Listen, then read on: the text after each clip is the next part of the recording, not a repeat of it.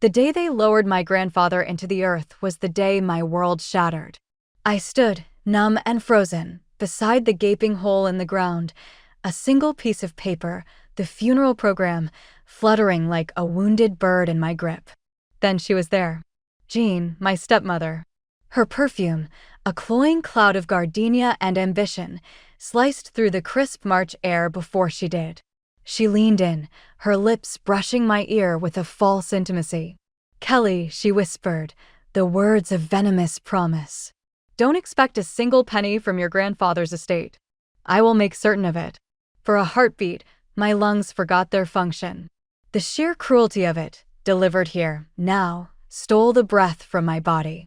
I saw the other mourners, family friends, business associates, turn toward us, their faces masks of shock. Jean merely straightened up, a smug, victorious smirk playing on her lips, as if she could already feel the weight of his mansions, his empire, his treasures in her hands.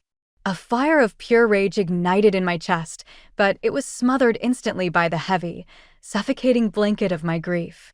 My voice was trapped, a prisoner behind my teeth. That's when I saw him. Aaron Hayes, my grandfather's attorney, stood apart by a weathered headstone.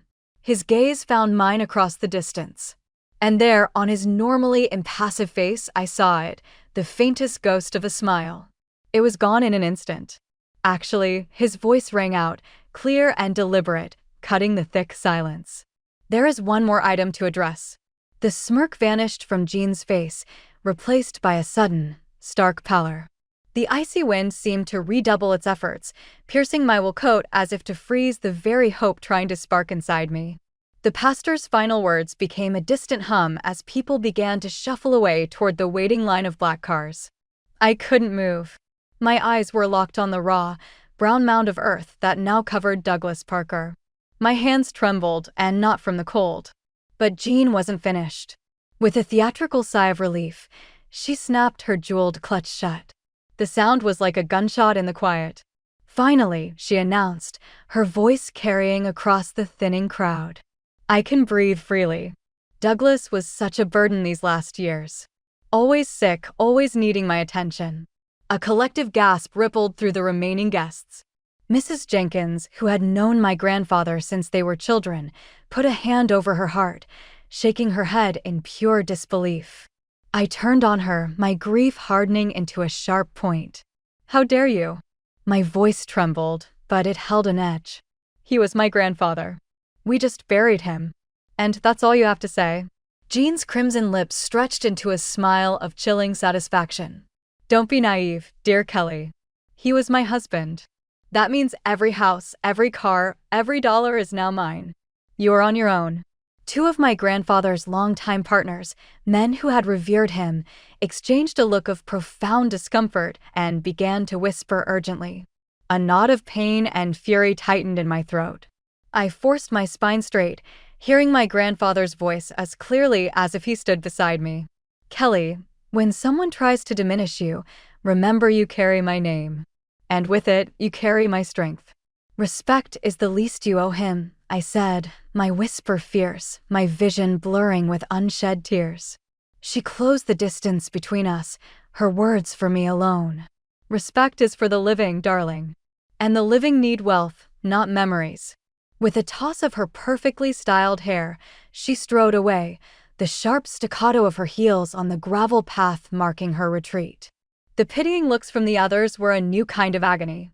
Some stared openly, others glanced away, embarrassed. I looked down at the funeral program in my hands, crumpling it in my fist until the paper strained to tear. I wanted to scream the truth, that my grandfather would never have forsaken me, that her words were a lie. But I had no proof. Not yet. As her sleek car pulled away, a profound shift occurred within me. The crushing grief didn't disappear, but it was suddenly forged into something harder. Sharper. Determination. She thought her whisper had been a final sentence, a silencing. She was wrong. The last of the cars crunched down the gravel drive, leaving me alone with the silence and the stone. The new marble marker stood stark and final, Douglas Parker, 1940 to 2025. To the world, Those dates bookend the life of a titan, a billionaire real estate magnate who reshaped skylines and commanded boardrooms. To the press, he was a legend. To the city, a force of nature. But to me, he was just Grandpa. He was the anchor that held me fast when my parents were lost to a rain-slicked highway. He was the one who filled the hollow, echoing halls of my childhood not just with his presence, but with a steadfast love that asked for nothing in return. Closing my eyes against the cold marble, I was transported back to his study. The memory was vivid, the rich scent of old leather and cedar, the soft glow of the brass desk lamp. There he'd be, sleeves rolled up, a beloved gold watch glinting on his wrist as he pondered the chessboard between us. "Kelly," he'd say, tapping the carved wooden queen. "The most powerful piece on the board. But power is a liability without foresight. One careless move and the entire game unravels." A soft smile would touch his eyes. "Never forget, strength without wisdom is the fastest path to ruin." Those lessons transcended chess. They were a blueprint for life.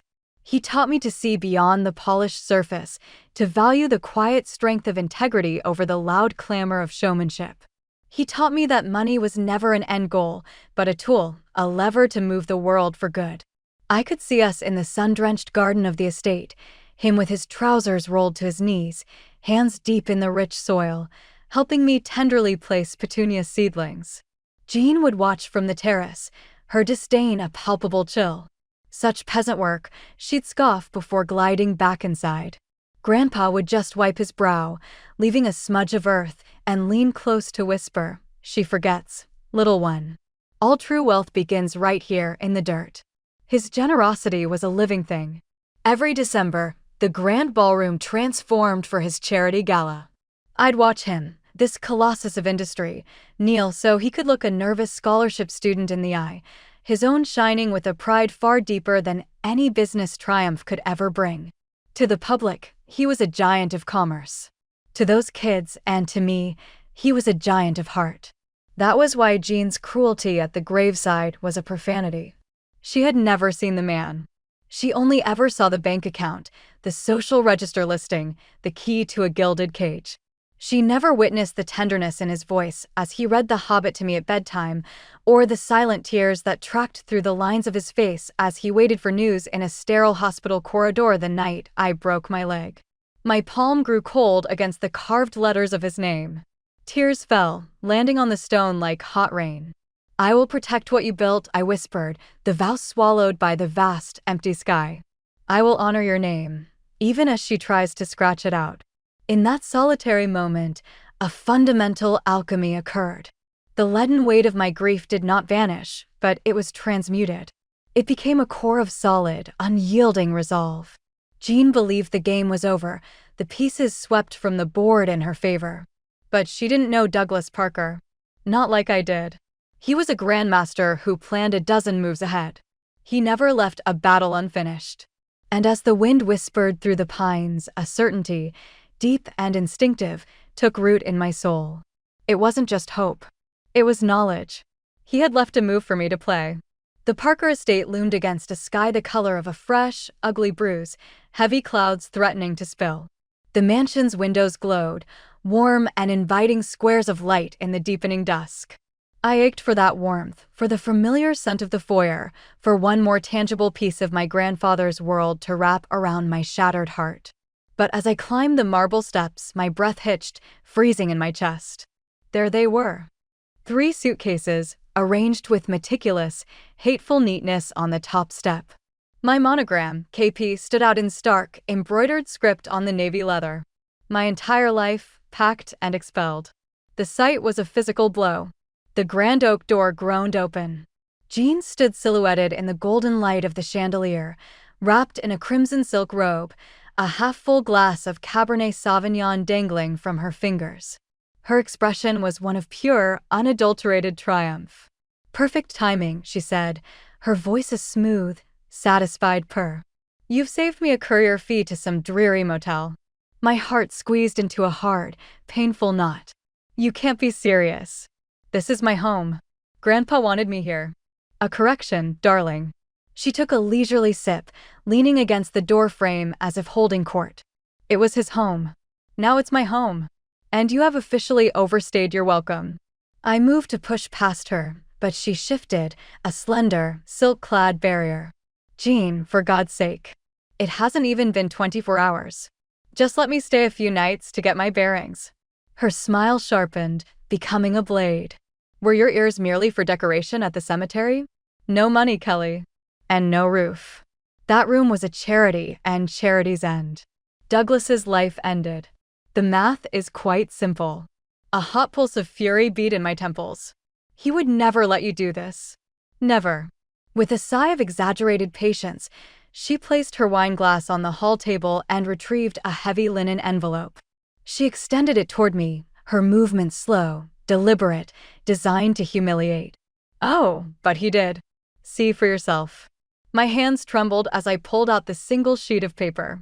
In the jaundiced light of the porch lantern, the words were clear: temporary residence agreement for Kelly Parker. This grant of residence terminates immediately upon the death of the undersigned, Douglas Parker. And below, his signature, the familiar, confident slash of ink I'd seen on 1,000 documents. My stomach roiled. Could it be real? This is a forgery, I whispered, the words cracking. She laughed, a sound like ice settling in a glass. Believe whatever fairy tale gets you through the night. The law believes this. You have 15 minutes. Then security will remove you as a trespasser. I'd hate for it to get undignified.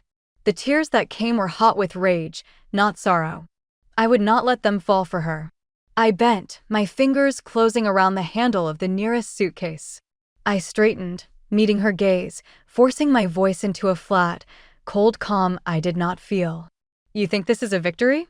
My grandfather never lost a battle in his life. He hasn't lost this one.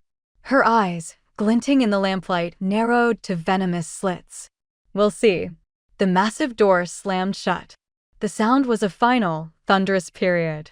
I heard the deadbolt slide home 1, 2, 3 times. Inside, the lights in the foyer dimmed, then went out, as if she was extinguishing my very history within those walls, room by room. I stood on the steps as the first cold drops of rain began to fall. They mingled with the traitorous tears on my face, my hair plastering to my skin. The monolithic house at my back was now just a structure, a fortress held by the enemy. But as I dragged the heavy suitcases down the long, winding drive toward my waiting car, a different truth settled in my bones. The stone and mortar were hers. But the legacy, the grit, the wisdom, the fierce, unbroken love, that was mine. It flowed in my blood. I threw the last suitcase into the trunk, slid behind the wheel, and whispered into the gathering storm, my jaw set so tight it ached. This isn't over. It's barely even begun. The Lakeview Motel sign sputtered a sickly pink and blue into the wet darkness, a pathetic, arrhythmic heartbeat against the rain. Each heavy drop on the car roof seemed to hammer home my new reality. In the span of hours, I'd fallen from marble hallways to this, a cracked asphalt lot glowing under buzzing vapor lights. Room 112 welcomed me with a breath of despair, the ghosts of cheap cigarettes marinated in bleach. The carpet was threadbare, the bedspread a museum piece of faded peonies. I let the suitcases fall with a thud and collapsed onto the edge of the lumpy mattress, finally surrendering to the silence. It was a heavy, suffocating thing. And into it, the tears came, not a gentle flow but a ragged, wrenching release. Why? The word tore from me, a raw whisper swallowed by the ugly room. Why did you leave me with her? How could you sign me away? I choked on the questions, my mind conjuring the exact warmth of his smile, the steady timbre of his voice, the unwavering promise in his eyes. I will always take care of you, Kelly. The night was a long, dark corridor. Rain scoured the window like a hostile audience, mocking my defeat.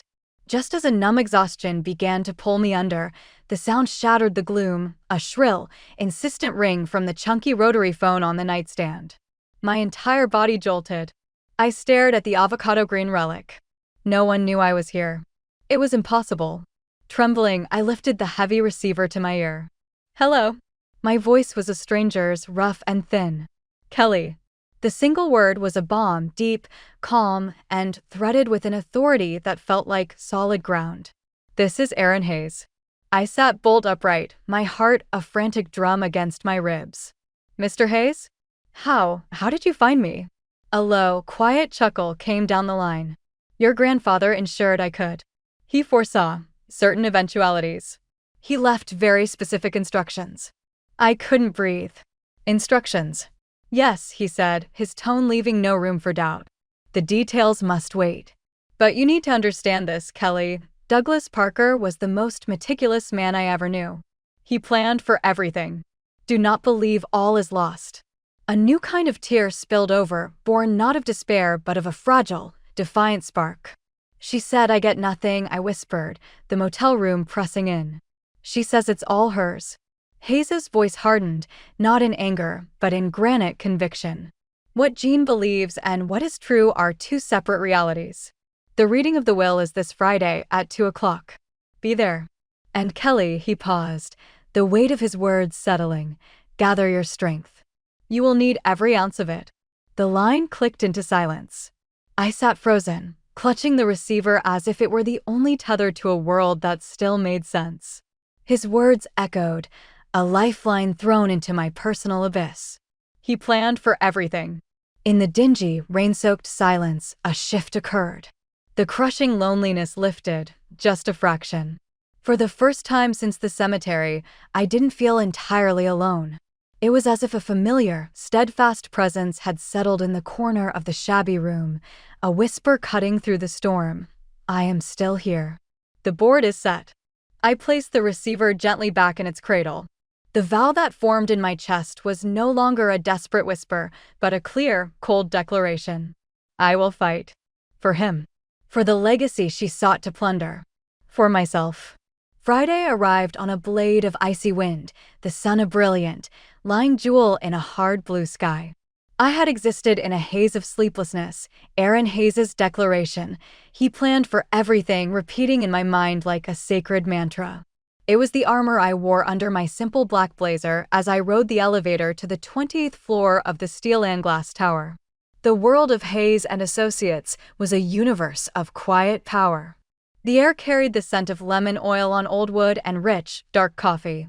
The office was a testament to discernment.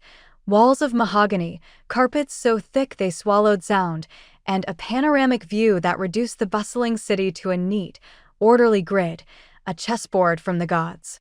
My insides were a tangled nest of live wires. The moment had come. Pushing open the door to the conference room, I stopped cold. She was there, of course.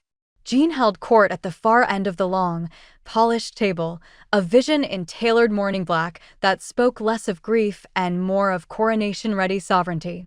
A sharp-faced woman with a predatory gaze and a crocodile-skin briefcase sat at her elbow, her legal hawk.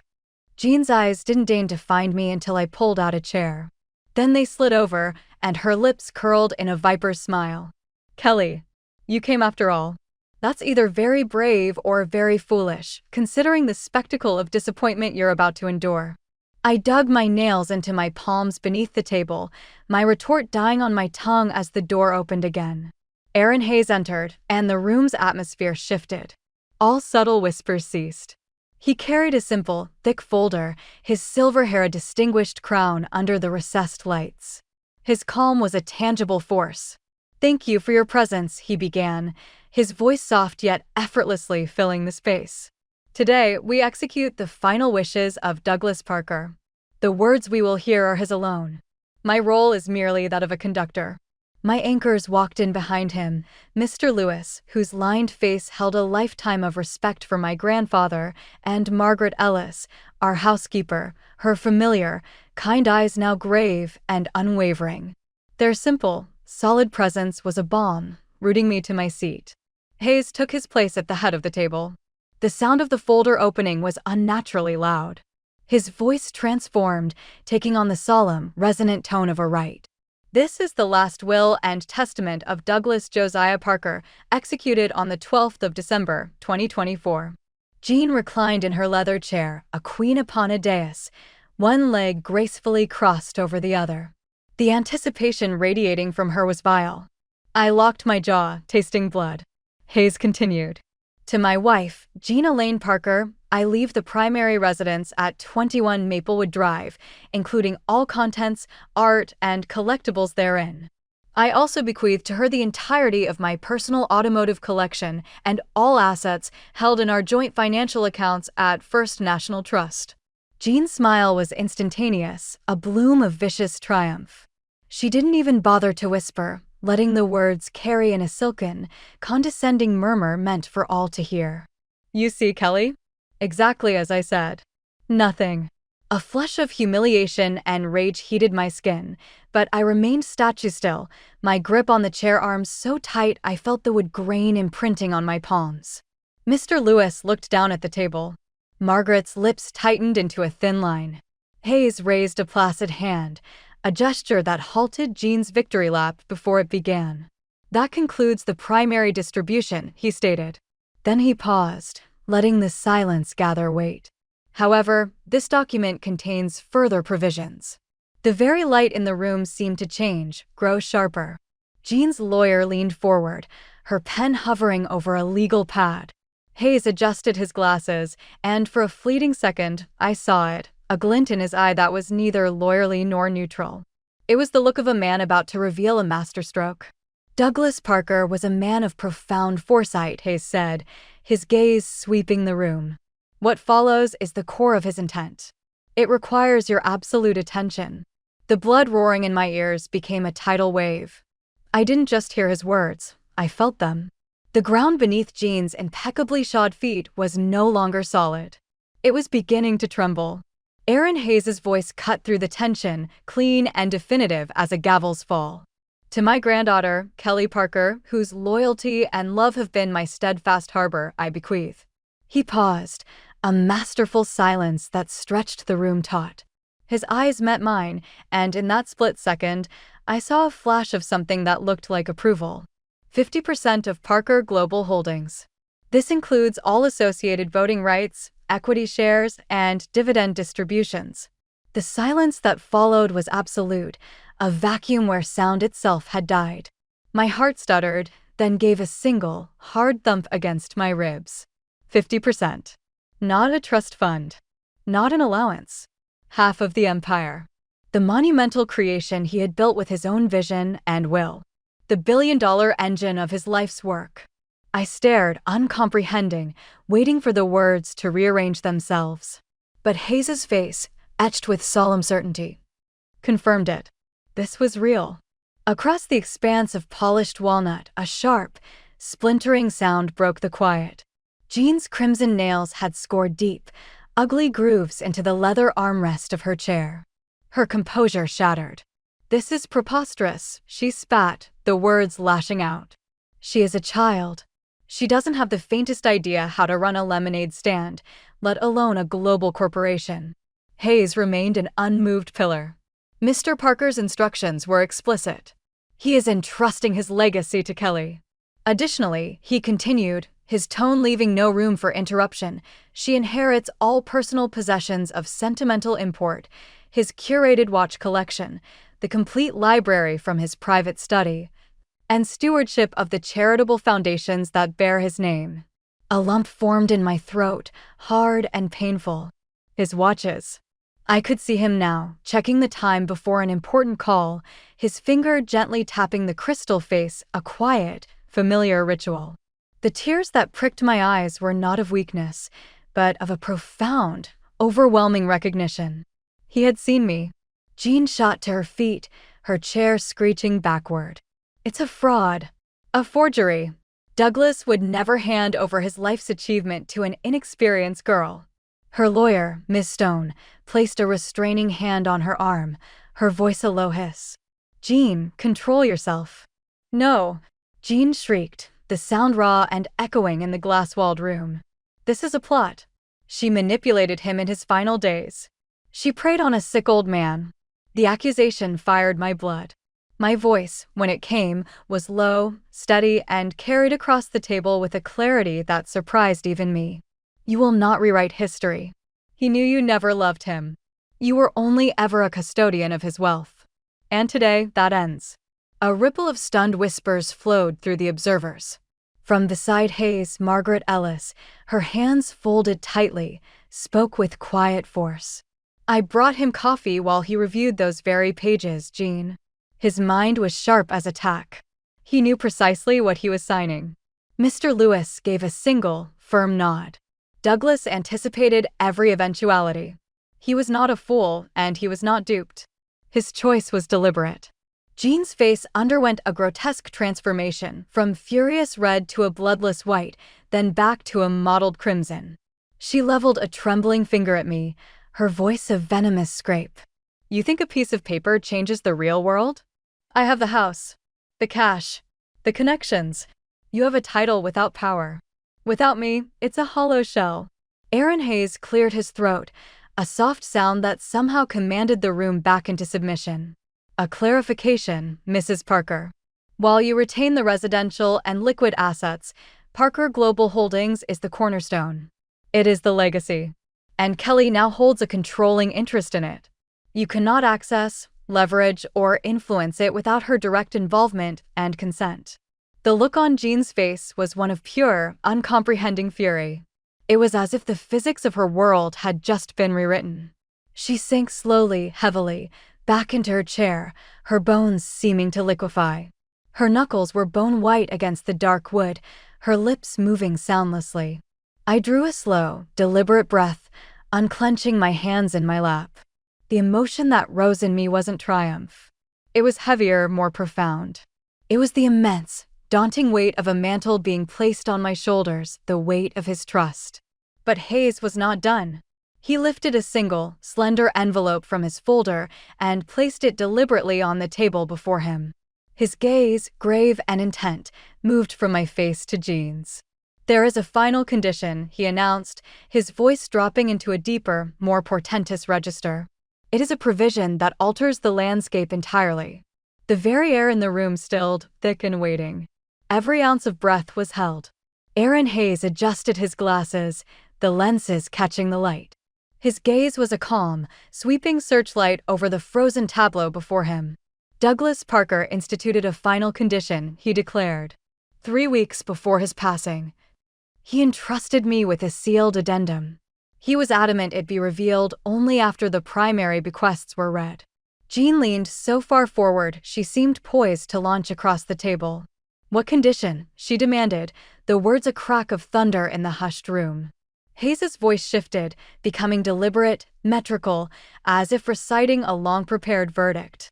"The condition is as follows. Should my wife, Jean Parker, within 1 year of my death, effect or attempt the eviction of my granddaughter, Kelly Parker, from the family estate of 21 Maplewood Drive, then all assets previously devised to said wife, specifically the mansion, its contents, the automobile collection, and all joint financial holdings, shall be immediately revoked and transferred in their entirety to my granddaughter, Kelly Parker." The statement detonated in the silence. For a heartbeat, there was only the hum of the climate control. Then Jean emitted a short, jagged laugh that held no humor, only fraying sanity. "That is ludicrous. Theatrical nonsense. No judge would ever enforce it." Hayes's hands came together, fingers steepled. "Conditional bequests are not only legal, Mrs. Parker, but ironclad when properly constructed. Your husband saw to every detail." He opened the folder before him and slid a single sheet, dense with text and signatures, across the table toward her. Fully witnessed, notarized, and supplemented by a video affidavit from Douglas himself. My heart was a wild thing in my chest. The memory was instant, visceral. The cold rain on my face, the 3 suitcases like tombstones on the marble, and her voice, dripping with frost. "In 15 minutes, security will remove you." Every degrading moment was now evidence, catalogued and presented. Jean's face turned the color of old ash. "That's a lie. I never." She left voluntarily. The force of my own fury propelled me forward. My palms hit the polished table with a crack. "You locked me out." My voice trembled, but it carried, sharp and clear. "You called me a trespasser and threw my life onto the steps. Your true character is on display for everyone here." The witnesses affirmed it with silent, grim nods. Mr. Lewis's voice was gravel. I received a call from estate security that night, Jean. They were placed on standby for a removal. Douglas knew your nature. This, he said, gesturing to the document, was his contingency. Hayes pressed a button on a sleek console embedded in the table. A monitor descended silently from the ceiling. I believe the testator's own words are the most pertinent. The screen flickered to life. And there he was. Grandpa. Thinner, the architecture of his face more pronounced, but his eyes were the same. Keen, intelligent, and filled with an unshakable resolve. The sight of him stole the air from my lungs. Jean. His voice, slightly thinner but no less firm, filled the room. If you are seeing this, you have fulfilled my deepest disappointment. You have chosen avarice over family. I gave you everything a husband could, but I always knew your allegiance was to the fortune, not the man. So I have ensured Kelly is not only a beneficiary, but a successor. And I have given her the power to claim everything, should you reveal the cruelty I suspected. Jean's breath became a ragged, audible pull. She shook her head in frantic, tiny denial. No, he loved me. He wouldn't. On screen, Grandpa's expression softened, the stern lines around his eyes easing as he looked into the camera, as if seeing through time itself. Kelly, my heart. If you are hearing this, know this with certainty. You're my heir in every sense that matters. You hold my values, my integrity, my strength. If Jean exiles you, then she exiles herself from all that I built. Because a legacy founded on love cannot harbor a heart of stone. A storm of pain and vindication tightened my chest, blurring my vision with hot tears. The screen went dark. Jean erupted from her chair, sending it toppling backward with a crash. This is grotesque manipulation. He was ill. She poisoned his mind against me. Her voice was a shrill, breaking thing. Hayes's reply was tempered steel.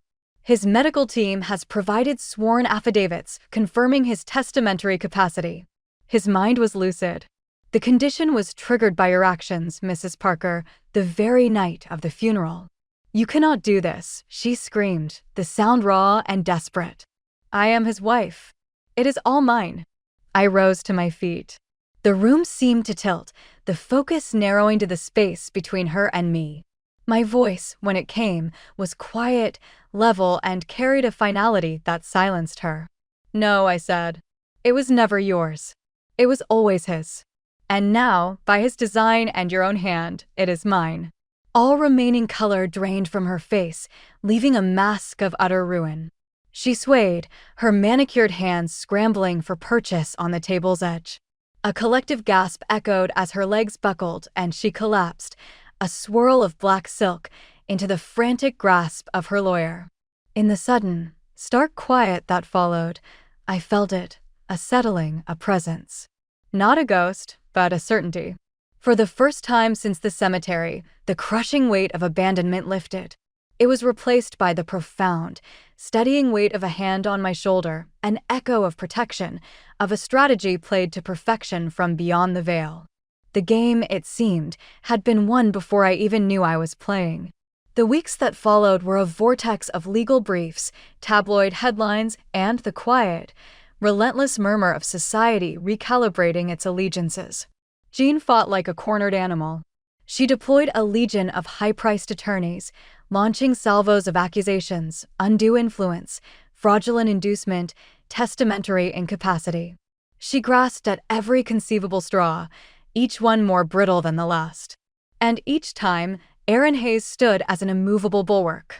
He met her theatrics with documented fact, her hysterics with depositions from respected physicians, her claims of conspiracy with the serene, undeniable logic of my grandfather's own meticulously crafted plan. Witnesses, from Margaret to Mr. Lewis to the head of his medical team, painted a portrait of a man in full command of his faculties and his intentions until his final breath. The video recording, played in the hushed courtroom, was the final, unanswerable argument. The truth was not just presented, it was entombed in legal granite. The judge's gavel fell with a sound of absolute finality. The entire constellation of Douglas Parker's legacy, the Maplewood Drive estate, the labyrinthine financial accounts, The commanding stake in Parker Global Holdings was legally and irrevocably mine. Jean was given days, not weeks, to vacate. The day of her departure was a stark, silent contrast to her funeral performance. There was no grand exit. A single chauffeur loaded a handful of trunks into a modest sedan. She emerged from the house she had claimed as her throne, her face drawn and colorless, shoulders curved under an invisible weight. The designer suitcase she dragged seemed to resist her, a stubborn anchor to a lost world. A flicker of pity stirred in me, unbidden. Then the memory surfaced, crisp and cold, her smirk by the open grave, the cruel whisper on the rain-lashed steps. The pity chilled, hardened, and settled into a clear, clean sense of justice. Not vengeance, but balance. Later, I stood alone in the cavernous silence of the mansion's foyer. The heavy brass keys lay cool in my palm. "I'm home, Grandpa," I whispered. The words echoed, not into emptiness, but into purpose. This was not a trophy. It was a testament, and with it came a charge. He had never let me see wealth as an end. It was a tool, a responsibility. Within the month, I founded the Douglas Parker Scholars Initiative, an endowment guaranteeing full university tuition and support for students whose brilliance was hindered by circumstance, the very dream he had so often knelt to kindle in young eyes. At Parker Global Holdings, I assumed my seat at the head of the boardroom table. The seasoned faces that turned to me held a complex alloy of skepticism, curiosity, and a grudging respect for the mechanism that had seated me there. I felt their gaze, but a stronger voice resonated within. "The Queen is the most powerful piece, Kelly. But remember, power is directionless without wisdom. Play wisely." My vow was silent, but ironclad. I would honor him not by enshrining his empire in amber, but by steering its might toward purpose. One deep autumn evening, working late in the sanctuary of his study, I found it.